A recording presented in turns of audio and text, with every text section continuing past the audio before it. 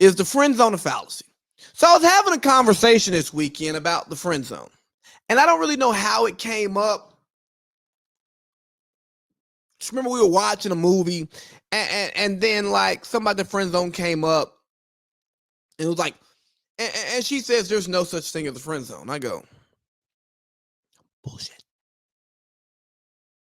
bullshit. The friend zone's a real thing. And then the rebuttal was, no, because we're either friends or we're not. So that is not some zone that I place you in because I'm not trying to be with you. And I go, so it is the friend zone because we are friends and I'm in that zone. So I'm a friend zone. Yeah. So I'm the friend zone, right? So, but here's what we're doing with that, right? I understood where she was coming from, that like friend zone is not like this temporary holding cell, but friend zone is a legitimate place where you are because you are my friend, but I don't see you as a intimate partner. And my rebuttal was, well, see, here's the thing about the friend zone. I think that some women put guys in the friend zone because they want to keep them close. They want to keep up the hope. So the guys go there, and I'm not gonna knock a guy for going there, but I'm just gonna say don't be there too long unless you truly want to be her lifelong friend. And I said, but some guys, they wait out the friend zone and then they play the long game and it works out for them. And the response that I got was, oh, that's childish, that's immature. And I go, I mean, everybody's perspective is different. Like sometimes somebody wants you there while they're in a certain situation, and then once that situation is over, they're ready to elevate you. They just didn't want to elevate you yet. And then the conversation kind of went to like, well, I don't understand why guys initial interactions like, hey, I want to be sexual with you. And my response was, well, when you're an adult, you're my age, I'm almost 30, I have a bunch of friends. Close friends, distant friends, ex-friends, associates, people that I talk to, people that I can go to the bar with, people that I entertain. I got a lot of people in my life. So I don't necessarily need more people in my life, but I'm not going to turn those new people down. But how does that conversation start? Because likely when it comes to me and the women, right? The women, it's not going to be a, hey, how you doing, girl? I think you're average, and you know what? You're not really my speed. A little too much muffin top there. But you want to hang out and get to know each other and be friends? That's not typically how it works. But what I've seen work is, hey, I'm trying to get to know you, blah, blah, blah. Y'all talk to each other, y'all catch a decent vibe, but for whatever reason, it never gets past that. And you go, oh, you cool peoples. I don't mind kicking it with you. I can kick it with you. Or you meet through a group of friends and you go, oh, dang, you pretty cool. Yeah, I rock with you, dog. You know what I mean? Yeah, shawty, you pretty cool. You know what I mean? But it's the friend zone of fallacy. Because we've been talking about these optical illusions this entire podcast, and I'm not going to say that the friend zone itself is an optical illusion, but I think that the persona you take when you're in the friend zone is another optical illusion. Because if you accept the friend zone and you really don't want to be friends with that individual, you are indeed an optical illusion. If you're putting that guy in the friend zone just because you want to keep him on deck, you know what I mean? But you're not ready to put him in a batter's box, then that again is an optical illusion because you're not really friends. You want to be a step above friends, but you're not actually caring about each other as if you are friends. And here's the thing. There's nothing wrong with that. There's absolutely nothing wrong with that.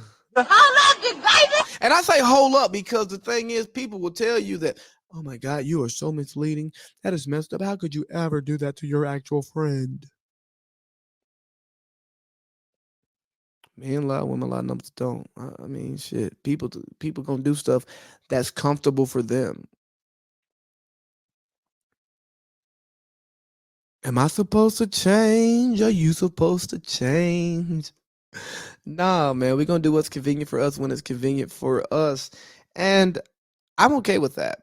But what I would caution people is just to understand that, hey, look here.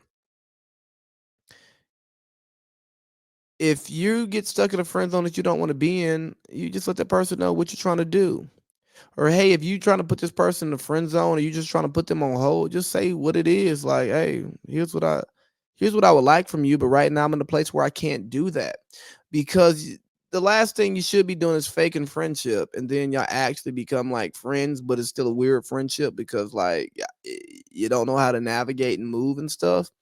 But to the person who says the friend zone doesn't exist and it's like a maturity thing, you're wrong.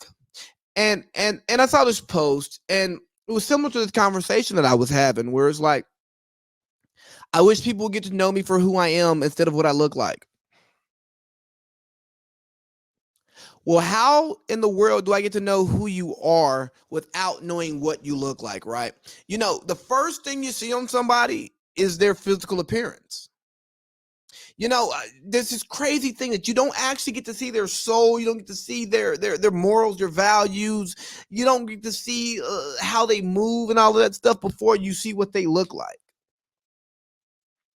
So for all of you who are just bothered by, oh my God, somebody's judging me off my looks, I should be judged by more. Well, maybe you should be, but I'm gonna see what you look like first.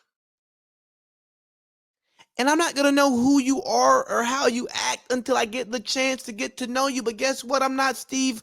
I'm not Stevie Wonder. I'm not Ray Charles. I can see you. I can see clearly now. There's no rain. So I'm gonna judge off what I see first. And then I'll actually get to know you when we take some time. Take some time. But we gotta be patient for that.